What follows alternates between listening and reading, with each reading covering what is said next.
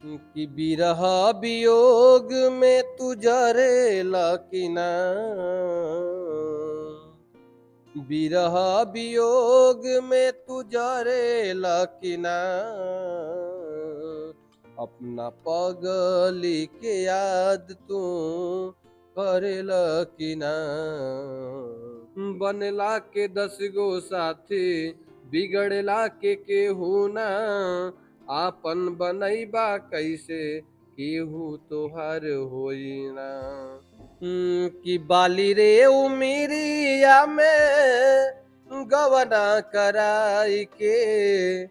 बाली रे उमिरिया में गवना कराई के। करे निंगा झोरी पिया गवना कराई के। गाँव के मेरे यादव गांव के हैं लोग, काफ़ी देख के जलते। मुझे एक बार रास्ते में आते समय घेर करके मार दिए, मेरा मोबाइल छीन लिए, 25,000 रुपया छीन लिए। हाँ, बहुत बुरी तरीके से मतलब जान से मारने का प्रयास किया। फिर मैं कोरिया पार कर भाग कर गया चाचा की दुकान पे, तब जाके बचा मैं। नमस्कार। आज हमारे साथ भोजपुरी जगत के एक्टर और जो है सिंगर लक्ष्मण प्रजापति जी जुड़े हुए हैं, जिन्होंने खेसारी लाल, पवन सिंह, निरहुआ जैसे तमाम बड़े बड़े सुपरस्टार के साथ इन्होंने कई सारे फिल्म में काम भी किया है। आइए बातचीत करते हैं और तमाम पहलुओं के बारे में जानते हैं, किस तरह से भोजपुरी जगत में इन्होंने अपना कदम रखा है। बहुत बहुत स्वागत है।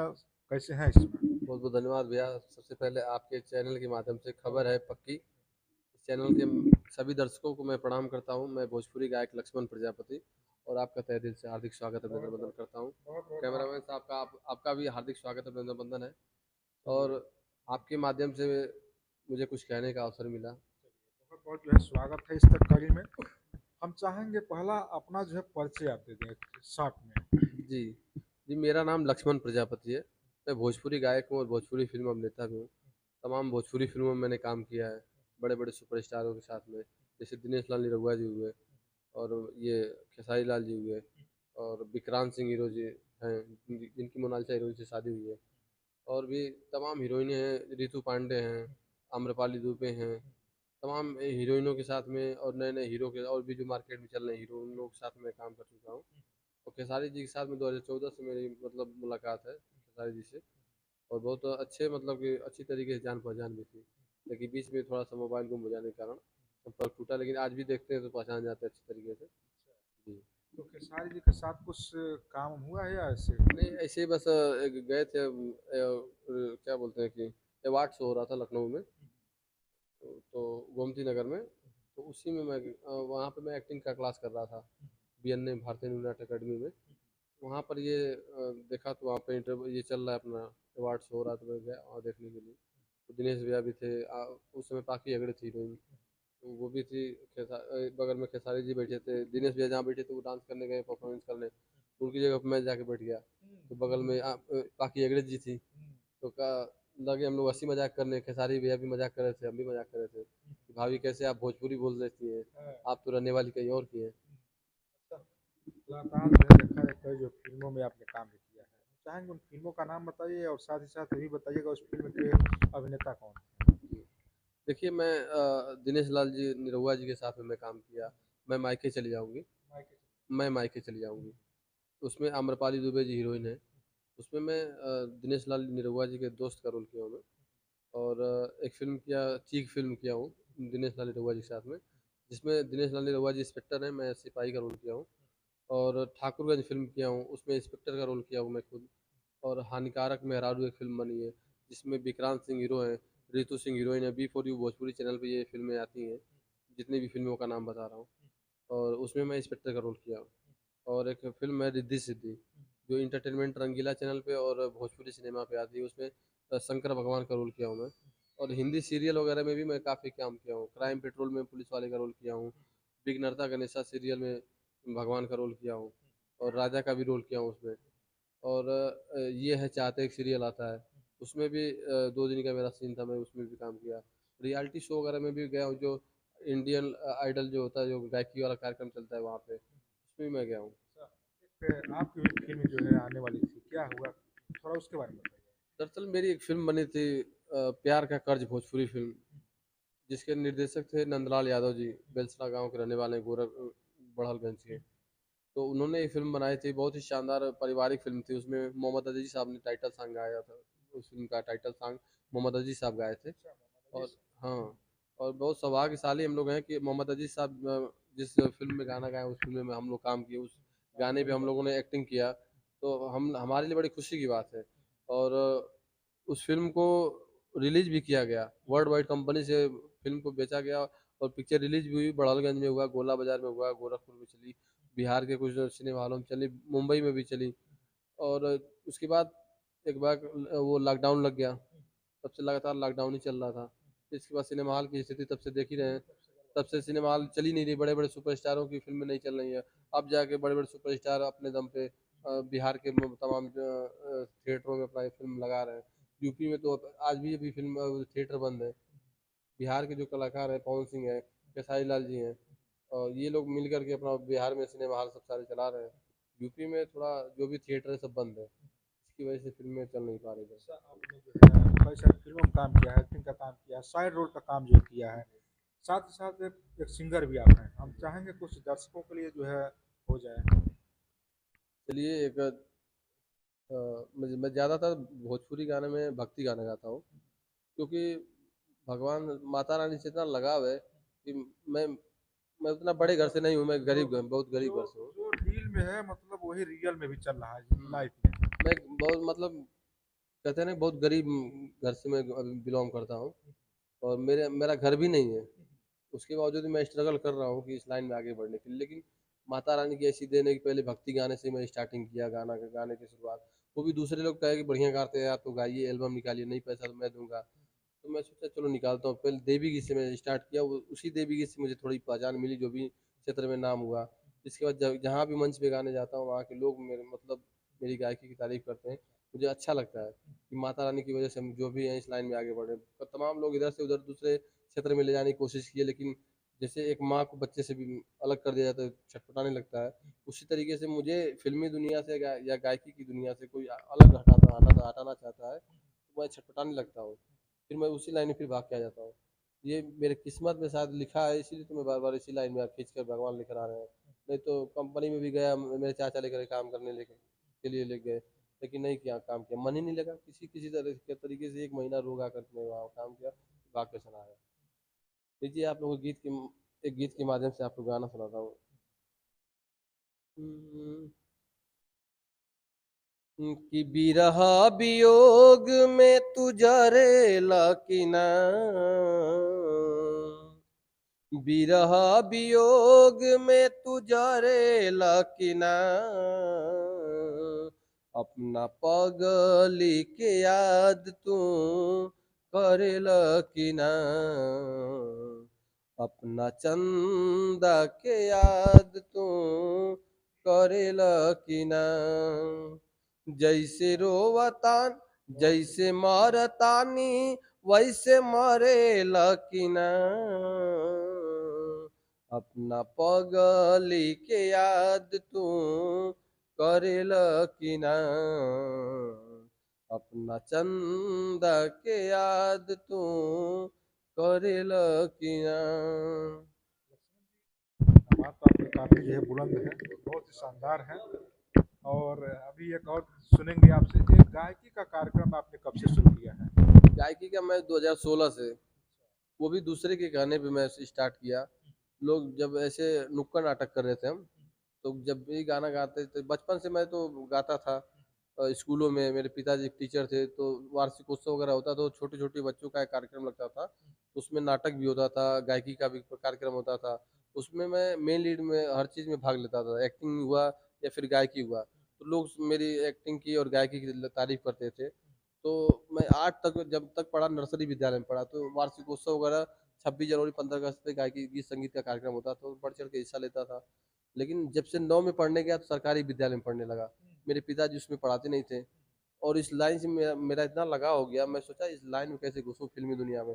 मैं कापी किताब रख करके सिनेमा हॉल में चला जाता था, घोसी सिनेमा हॉल में पिक्चर देखने चला जाता था। स्कूल में कापी किताब रख के जीप पे झूल करके सिनेमा हॉल पिक्चर देखने चला जाता था। और जैसे ही इंटरवल होता था, तब इंटरवल के बाद मैं जाकर पीछे देखता था कि हीरो लोग कहाँ गए, थोड़ा-सा मिल लेता तो उनसे रिक्वेस्ट करता, काम मुझे भी मिल जाता। लेकिन ऊपर बालकनी से जब पीछे देखता था तो लैट्रिन बाथरूम रहता था। फिर नीचे से जाके डीसी से बाहर निकलता था तो साइकिल स्टैंड रहता था, उसके पीछे देखता तो खेत रहता था। एक दिन अचानक मैं सिनेमा हॉल के मैनेजर से पूछ दिया कि सर वो जो पिक्चर में हीरो हीरोइन है थोड़ा सा उनसे मिलना था सर, मैं भी भोजपुरी फिल्म में काम करना चाहता हूँ। अरे अरे बेटा वो जो कैसेट चलती है रील वाली जो आप बजाते हो बाजा ना, उस पर रील वाली चलती है, उसी तरीके से रील बन के आती है यहाँ पे।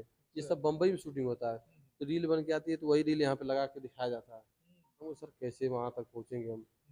तो ऐसे करते करते सोच ही रहे थे, तब तक एक बार वही सिनेमा हॉल में एक एल्बम का पोस्टर लगा था। एल्बम के पोस्टर पे नंबर लिखा था, तुरंत मैं फ़ोन लगाया।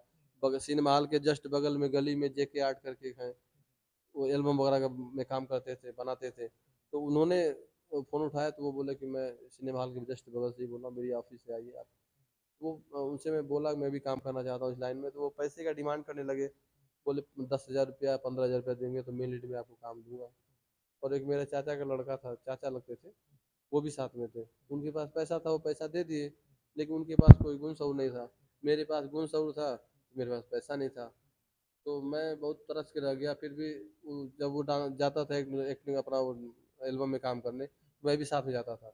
एक दिन अचानक मैं बोला उनसे, जेके आर जी से, एक्टिंग कर रहे थे, नहीं कर पा रहे थे गाने पे परफॉर्मेंस। हम बोले कि भैया दे दीजिए, हम इसको करके दिखा देंगे, बढ़िया कर देंगे। बोले, बाबू तुम लोग अभी बच्चे हो, सीखो। लेकिन अचानक एक दिन ऐसा वक्त आया कि दिनेश लाल निरहुआ जी की फिल्म औलाद की शूटिंग चल रही थी आजमगढ़ के आकाशदीप होटल में। उस समय मैं जब संतोष श्रीवास्तव जी मुझे लेकर गए उस फिल्म में काम करने के लिए लेकर, उस समय मैं थिएटर का मतलब रंकर मैं उसमें एक्टिंग करता था, थिएटर करता था। उसमें मेन लीड में मैं काम करता था। आजमगढ़ के बहुत मशहूर नाटक के डायरेक्टर हैं अभिषेक पंडित जी, उनके थिएटर ग्रुप में मैं मेन लीड में काम करता था। और जब उसमें काम कर रहा था तो संतोष श्रीवास्तव जी उनके थोड़ा सा उनसे अलगाव, दोनों दो लोग अलग अलग पार्टी चलाते थे, ग्रुप चलाते थे अपना, तो अपने ग्रुप में लाना चाहते थे। वो बोले आ जाओ ये मेरे ग्रुप में, मैं फिल्मों में भी काम दूंगा। मैं पिक्चर की लालच में इनके साथ चला आया। और वही जब औलाद फिल्म शूटिंग में जब लेकर गए वो, तो शूटिंग रुक गई उस समय। और आम्रपाली वो पाखी हेगड़े जी का वो डिलीवरी वाला सीन चल रहा था हॉस्पिटल में, उसमें गुंडे आते मारने पीटने वाला सब सीन चल रहा था। तो अचानक शूटिंग रुकी और कॉफ़ी वॉफ़ी आई तो हम लोग खड़े होकर के, दिनेश भैया थे और संतोष श्रीवास्तव जी थे, पाखी हेगड़े जी थी, सब लोग ऐसे डायरेक्टर थे, कॉफ़ी पी रहे थे हम लोग। हाँ, तब तक अचानक देखे वही सत्य प्रकाश सिंह और वही जेके आर्ट नीचे टपोरी का रोल करने के लिए बैठे, लाठी लेके मुड़ी झुका करके। हम देखे तो कह अरे देखिए भैया, तो सर के मतलब शर्म के मारे उनकी सर से मतलब नीचे से मुड़ी ऊपर नहीं हो रही थी। हमने देखिए मन में कहा कि यही समय है, एक दिन हमारा भी समय आएगा। आप उस दिन पैसा मांग रहे थे, मेरे पास पैसा नहीं था, मैं गरीब आदमी नहीं दे पा रहा था। लेकिन मेरे पास वो कला था, वो हुनर था, वो जज्बा था कि मैं कुछ कर सकता था। लेकिन आप उस दिन मुझे चांस नहीं दिए। लेकिन देखिए भगवान की ऐसी देन है कि मैं इस लाइन में ढूंढते ढूंढते ढूंढते ढूंढते आज ऐसी जगह आ गया जिसमें दिनेश लाल निरहुआ जिसके साथ सेल्फी लेने के लिए लोग तरसते हैं, हाँ, देखने के लिए तरसते हैं। आज उनके साथ मैं कॉफ़ी पी रहा हूँ, अभी एक भी फिल्म में काम नहीं किया, लेकिन उनके साथ कॉफ़ी पी रहा हूँ, शूटिंग रुक गई हमारे आने पे। तो सोचिए कि मैं संतोष भैया के साथ में आया था। तो इसलिए मैं सोचा कि चलिए आगे करूँगा और ऐसे ही करता रहा। उसमें रोल भी मुझे मिल रहा था, दिनेश लाल निरहुआ जी के दोस्त का रोल मिल रहा था। तो दिनेश लाल जी बोले कि अगले कल से आप आइए, कल से आपका सीन रहेगा। लेकिन उस समय मेरा इंटरव्यू वो इंटरनेशनल लेवल पर नाटक का मंचन था। गाना बहुत शानदार गाना है। गाना जो है आपका किस प्लेटफॉर्म पर रिलीज होता है? मेरा एक यूट्यूब चैनल है लक्ष्मण प्रजापति ऑफिशियल। अ, अब आपके सभी दर्शकों के माध्यम से, आपके चैनल के माध्यम से आपके सभी दर्शकों से निवेदन करना चाहता हूँ कि कृपया आप लोग मेरे लक्ष्मण प्रजापति ऑफिशियल चैनल को आप लोग सर्च करिए यूट्यूब पे, और हमारे द्वारा गाए हुए जो भी गाने हैं आप उसे सुनिए। अच्छा लगे तो लाइक कमेंट शेयर करिए और चैनल को सब्सक्राइब भी कर दीजिए। सपोर्ट करते रहेंगे ऐसे छोटे मोटे गरीब कलाकारों का, तो आप सबके माध्यम से हम लोग भी एक दिन बहुत बड़े सुपरस्टार बनेंगे। और आप जैसे इंटरव्यू लेते रहे भैया, तो चाहेंगे जो है और मधुर जो है कुछ बोले दर्शकों के लिए? लीजिए एक गीत सुनाते हैं आपको। कि बाली रे उमिरिया में गवना कराई के, बाली रे उमिरिया में गवना कराई के, करे निंगा झोरी पिया गवना कराई के, करे निंगा झोरी पिया गवना कराई के अबही त छोट सुकु मरबा बदनिया नई नई कलियन के नई बाटहनिया कैसे चढ़ी से जिया पे कैसे चढ़ी से जिया पे मन नहीं भावेला कर निंगा झोरी पिया गवना कराई के कर निंगा झोरी पिया गवना कराई के। लालमन जी सॉन्ग बहुत अच्छा है, कुछ डायलॉग वाला भी हो जाए। मान लीजिए कई फिल्मों में काम किए हैं, कुछ डायलॉग वाला भी। डायलॉग डायलॉग एक है हिंदी में का डायलॉग था कि अगर इस बंदूक का ट्रिगर दबा दूं तो इस बंदूक से निकलने वाली गोली तेरे सीने को छल्ली छल्ली कर देगी। दबा जा मेरी नजरों के सामने से, चला जा। कहा ये एक वेब सीरीज फिल्म बन रही थी उसका एक था। और भोजपुरी फिल्मों का तमाम डायलॉग तो है ये है। कोई भोजपुरी में हो जाए। भोजपुरी में जाने लो अंजलि, हम तोरा से बहुत प्यार करेला, तुम्हारा दिल में बस गइल बाड़ू। जब से हम तोरा के देखले बाड़ी लो हमार रात की नींद और दिल के चैन सब उड़ गइल बा। का कही, तू ही दिल में जब से बसल बाड़ू ना, तब से हम न तो चैन से सो पाइला न तो जाग पाइला। अब तू बतावा हम का करें। सीरियस हो जा रहा है आप।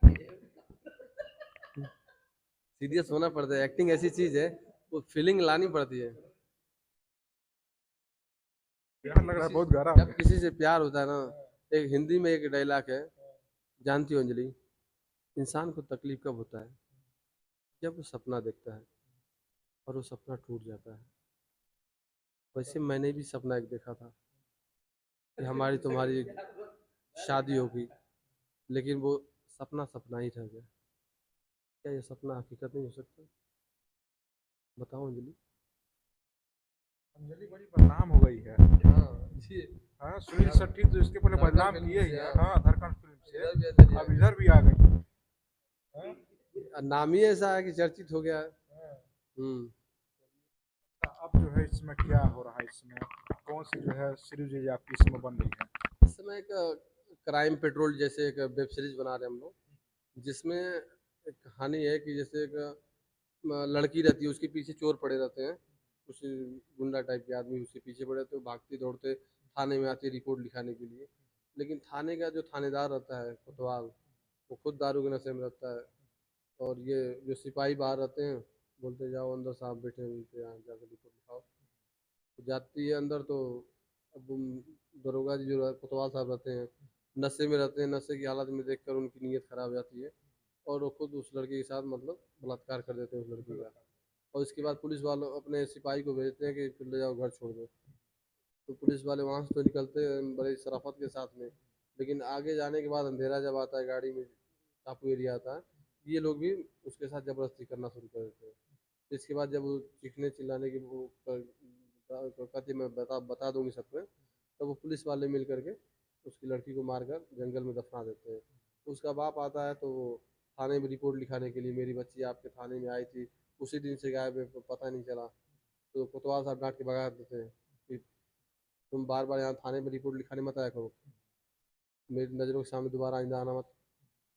तो हड़काते हैं तो वो गिड़गिड़ाता है कि साहब मेरी बेटी आप ही थाने में आई थी रिपोर्ट लिखवाने के लिए, उसी दिन से मेरी बेटी गायब है। कल भाग जाओ, तुम्हारी बेटी गायब नहीं हुई है, तुम्हारी बेटी किसी लड़के के साथ भाग गई है, तुम यहाँ आए हो रिपोर्ट लिखवाने के लिए। हाँ। तो वो जाके ये सीरीज है किस पर आएगा? ये आएगा गांव जवार यूट्यूब चैनल है। हाँ गांव जवार यूट्यूब चैनल फेमस, ये गांव जवार यूट्यूब चैनल है। इस पे तमाम ऐसे ही एपिसोड बना करके उस पर शूट करके हम लोग चढ़ाए हुए हैं। इसके डायरेक्टर हैं हरिओम आनंद जी हैं, वही वेब सीरीज की शूटिंग कराते हैं। हमारे दोस्त हैं बहुत अच्छे, साथ में थिएटर किए हुए हैं, तो वो उनका वो सोचते हैं कि हमारी अपने जितने भी साथ के कलाकार हैं उनकी एक्टिंग में निखार भी आता रहे, हम नई नई वेब सीरीज बनाते भी रहें। जितना एक्टिंग करेंगे उतना एक ये होता है ना कि मौका मिलता है कि अपने आप को निखारने का मौका मिलता है। बड़े स्टेज पे क्या होता है, उनका एक चुनिंदा डायलॉग होता है, उसी को बोलना रहता है। और इसमें क्या है, इसमें मनमर्जी है, अब जितनी बार चाहे उतनी बार बोल सकते हैं। जितना अगर एक बार खराब हो गया तो दूसरी बार फिर प्रयास करें, उससे बढ़िया करें। काफ़ी दिनों से जो है आप संघर्ष कर रहे हैं, काफ़ी चढ़ाव उतार भी आए होंगे। कुछ ऐसा वाक़या बताइए जो जीवन में सबसे अलग रहा हो, उसमें जो है सबसे अधिक तकलीफ हुआ हो? कुछ ऐसा वाक़या बताइए जो आपके जीवन में कुछ घटना घटी हो? घटनाएं देखिए, हम आगे बढ़ना चाहते हैं फिल्मी दुनिया में और गायकी के क्षेत्र में। हम तो सबसे सबसे राम रहाई करते रहते हैं, सबसे प्रेम व्यवहार बना के रखते हैं। जहाँ भी जाते हैं सबको, जो नहीं भी जानते हैं उनसे भी नमस्कार करते हैं, अपने बारे में बताते चलते हैं। और मैं बहुत गरीब घर से हूँ। मेरे पास ना तो बाइक है, ना तो रहने के लिए घर है। मैं चाचा के मकान में रहता हूँ। मेरा कच्चा मकान था, वो ढह के बरसात में ध्वस्त हो गया। आवास के लिए भी मैं कई बार अप्लाई किया, लेकिन मेरे गांव के जो यादव प्रधान लोग हैं, वो लोग नहीं चाहते हैं कि मेरा घर बने। बार बार सूची में, फाइनल सूची में नाम आता है आवास के, वो लोग कटवा देते हैं। और मुझे मुझे बहुत तकलीफ होता है जब मिलने की बारी आती है, उसी टाइम लोग ये लोग कटवा देते हैं। पता नहीं कैसे सेक्रेटरी से मिलकर कैसे, कम से कम 3-4 बार मेरा आवास आकर कट गया। मैं इस उम्मीद में आकर जुगाड़ लगा कर किसी नेता से लिखवा कर लेटर पैड लेके आता था। आवास की सूची में नाम आता था, जांच भी होता था कि वाकई में हाँ ये पात्र है, लेकिन उसके बावजूद भी नहीं मिलता था। बड़ा तकलीफ होता है। इधर रहने के लिए जगह ठिकाना नहीं है। दूसरी बात की शादी करने की उम्र भी हम लोग की हो रही है। और हमारी एक सिस्टर, 4 बहनें थी, तो 3 बहनों की शादी हो गई। मैं सोचा चलो, गांव के लोग भी कहते हैं कब शादी करेंगे, कब शादी करेंगे। लेकिन मैं सोचता हूँ चलिए भाई, देखिए हमारी वाली हो सकती है, अभी कहीं होगी, अगुआ कोई ढूंढ कर लाएगा। मैं भी बात को बहाने फंसाने की कोशिश करता हूँ कि लोगों को तकलीफ होता है, मुझे भी तकलीफ होता है कि शायद मैं भी, अगर मेरा भी घर बन जाता, मैं भी इस लाइन में आगे बढ़ जाता, पब्लिक का सपोर्ट मिल जाता, तो शायद मेरा भी घर बन जाता, मेरी भी शादी होती, मेरा भी परिवार होता। तो बहुत गरीबी हालत से हम गुजरते हैं। और कहीं भी प्रोग्राम करने के लिए जाना पड़ता है तो बाइक रुकवा कर जाना पड़ता है। किसी दोस्त को अगर कहता भी हूँ चलो तुम्हारी गाड़ी में तेल भरा दूंगा, चल चल मेरे साथ चलो प्रोग्राम में, नहीं जाता है। बड़ा तकलीफ होता है। मैं साइकिल से भी चला जाता हूँ रात में। और गाँव के मेरे यादव, गाँव के हैं लोग, काफ़ी देख के जलते। मुझे एक बार रास्ते में आते समय रास्ते में घेर करके मार दिए, मेरा मोबाइल छीन लिए, 25,000 रुपया छीन लिए। हाँ, बहुत बुरी तरीके से मतलब जान से मारने का प्रयास किया। फिर मैं कोरिया पार कर भाग कर गया चाचा की दुकान पे, तब जाके बचा मैं। बहुत बुरी तरीके से मारे थे। मेडिकल मेडिकल भी मेरा हुआ, मेडिकल मुआयना घोसी थाने पे, हाँ, सर जिला चिकित्सा वो प्राथमिक स्वास्थ्य केंद्र पे। वहाँ से रिफ़र कर दिया डॉक्टर की मऊ के लिए। मऊ गया तो मऊ से रिफ़र कर दिया बनारस की, लेकिन बनारस पुलिस नहीं ले गई। आज तक FIR दर्ज नहीं मेरा हुआ। तो SP के पास जाने के बाद SP भी नहीं सुनते हैं। 5 बार SP को एप्लीकेशन दिए, SP डांट कर भगा दिया। हम कहे सर वो जान से मारने की धमकी दे रहा है। SP बोलने लगे कि जान से मारने की धमकी दे रहा है तो CCTV कैमरा लगा के बैठो। बताइए, जो जिला के आला कमान जो हैं, जो कप्तान है, वही ऐसे बात करेंगे फिर क्या मतलब है। कोई वो गुंडा बदमाश है, वो भी भाजपा सरकार में, योगी जी के राज में थर थर कांपते हैं गुंडे, लेकिन ये लोग बढ़ावा दे रहे हैं, प्रशासन के लोग। चलिए, इसके साथ इस तरह से घटनाएँ घटित हो रही हैं। देश के जो मुखिया हैं, मुख्यमंत्री योगी आदित्यनाथ जी, वो भी बड़े-बड़े दावे करते हैं कि जितने अपराधी हैं थर-थर, थर-थर काँप रहे हैं। और मैं तो एक बार दिनेश लाल निरहुआ जी के प्रचार में, इंटरव्यू में ऐसे बोल दिया था एक न्यूज में कि माननीय मुख्यमंत्री श्री योगी आदित्यनाथ जी महाराज जी से हाथ जोड़कर रिक्वेस्ट है कि बड़े स्तर के गुंडे को तो आपने मार दिया, लेकिन जो गांव स्तर की जो चिंदी चोर जो है ना, जो टपोरी टाइप के गुंडे हैं, जो गांव के गरीब लोगों को सताते हैं, मारते पीटते हैं, उनका जमीन कब्जा करते हैं। और ज्यादातर बंजर जमीन तो वही लोग, दबंग लोग जो गांव में रहते हैं ना, वही लोग जब बंजर जमीन भी कब्जा कर चुके हैं। और दूसरे गरीब आदमी कोई कहीं बंजर जमीन पे है तो उसको प्रधान हो गया तो उसको खाली करवा देता है, उसको मारता पीटता है रास्ते में घेर करके। उसका कोई विरोध करता है तो उसको रास्ते में मरवाने का प्रयास करता है। हमारे गांव में ऐसी 3-3 4-4 घटनाएं हो चुकी है। रास्ते में घेर कर हमारे घर पर प्रजापति समाज के लोगों को कई बार मरवा दिया है, कई प्रधान। कमलेश यादव नाम है जिसके ऊपर 14-15 मुकदमा दर्ज है 3 थाने में। मर्डर का, गैंगस्टर, गुंडा एक्ट, SC ST और गैंगस्टर, शराब माफिया, तमाम धाराएं लगी हुई हैं। लेकिन योगी जी के राज में कैसे बचा हुआ है, मुझे यही नहीं समझ में आता है। मैं तो न्यूज़ चैनल के माध्यम से, आपके माध्यम से मैं चाहता हूँ कि ये बात हमारी मुख्यमंत्री जी के पास पहुँचे, ताकि जो गांव स्तर के गुंडे माफिया है ना, उनका भी खात्मा हो जाए, ताकि चैन की नींद गांव के गरीब व्यक्ति भी चैन से रह सकें, कहीं भी रात बिरात आ जा सकें। हम तो इसी डर के मारे रात बिरात कहीं आते जाते नहीं। मेरी माता जी बहुत घबराती हैं कहीं जाता हूँ रात में कार्यक्रम करने के लिए। तो बहुत घबराती हैं, लेकिन मैं भी भगवान पे भरोसा करके जाता आता हूँ, क्या करूँ। जीवन में जो लिखा है उसे कोई टाल नहीं सकता है। और यदि आपके जीवन में मान लीजिए ऊंचाइयाँ लिखी हैं, सक्सेस लिखा है, तो कोई कितना भी लाख प्रयास कर ले तो शायद उसको कोई रोक नहीं पाएगा। और हम चाहेंगे यहाँ के जो प्रशासन है, और इस वीडियो को हम चाहेंगे आप लोग अधिक से अधिक शेयर करिए, ताकि उन लोगों तक ये पहुँचे जो लोग जिम्मेदार लोग हैं, उन लोगों तक पहुँचे, और इस तरह से जो हालात है उस हालात को जो है बदला जाए। क्योंकि हमारे देश के जो मुख्यमंत्री हैं प्रदेश के, वो लगातार बड़े बड़े दावे करते हैं कि जितने अपराधी हैं वह या तो बुलडोजर से उनका धाराशाही हो रहा है, या तो वह सलाखों के जो है पीछे हैं। लेकिन इस तरह से कहीं न कहीं आज भी जो है कुछ लोग हैं जिनका मनोबल काफ़ी बढ़ा हुआ है। और चलिए, तमाम बातें आप लोगों ने सुना है इनसे, और चलिए बातों कहीं पर जो है करते हैं द एंड। ठीक है, कुछ और पूछना जाते चाहें? जाते एक सामाजिक गीत थोड़ा सा सुना देते हैं। कि गजब गजब के लोग बा जग में, स्वार्थ भइल समाज हो। दुख में कहाँ बा केहू संगतिया, ई दुनिया में आज हो। हित परित हिताई मिताई जात छोड़ देला, हित परित हिताई मिताई जात छोड़ देला। जब समय होला कमजोर त हर केहू साथ छोड़ देला, जब समय होला कमजोर त हर केहू साथ छोड़ देला।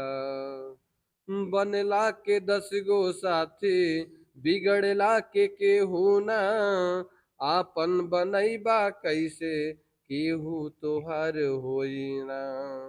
कि बनला के 10 गो साथी, बिगड़ला के केहू ना, आपन बनैबा कैसे केहू तोहार होई ना। दई के हाथ में हाथ, हाथ से हाथ छोड़ देला, जब समय होला कमजोर त हर केहू साथ छोड़ देला, जब समय होला कमजोर त हर केहू साथ छोड़ देला। अखिया से लोर झरे केहू ना पोछवैया, केहू ना सहैया होला सितम के समैया। अखिया से लोर झरे केहू ना पोछवैया, केहू ना सहैया होला सितम के समैया।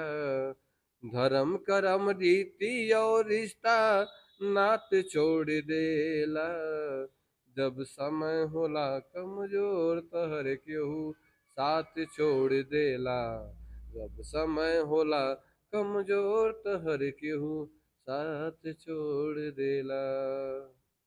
बहुत बहुत धन्यवाद आपका। धन्यवाद। बातें और जो इनकी संगीत है, जो गीत है, उसको सुनने के बाद से ऐसा लग रहा है कि जो रील में है ना, ये रील में नहीं है, बल्कि इनके साथ ये हकीकत है। ये इसको रील मत समझिएगा, इसको वीडियो मत समझिएगा, इनके साथ ये हकीकत है। जिस तरह से इन्होंने गाने के माध्यम से अपनी जो गाने गाए हैं, कहीं न कहीं उसमें जो इनकी मजबूरियाँ हैं, जो जो इनके साथ हो रहा है, तमाम चीज़ें, वो भी जो इसमें दिख रहा है पूरी तरह से। चलिए, वीडियो को अब बहुत कुछ हम इसमें समझाएँगे नहीं आप लोगों को। आप लोगों ने सुना है कि इस तरह से एक कलाकार के साथ जो है नाइंसाफ़ी हो रहा है, कहीं न कहीं देखा जाए। इनके अंदर कूट-कूट कर देखा जाए कला जो है भरी हुई है। एक्टिंग से लगाए, सिंगिंग से लगाए, तमाम चीज़ जो इनके अंदर है, लेकिन उसे प्रदर्शित करने के लिए कहीं न कहीं कुछ अड़चनें उत्पन्न आ रही हैं। हम चाहेंगे इस वीडियो को आप लोग अधिक से अधिक शेयर करें, सपोर्ट करें इनका, ताकि जो अड़चनें हैं वो दूर हो सकें उन तमाम चीज़ों से, और इनका भी भविष्य उज्जवल हो। जय हिंद।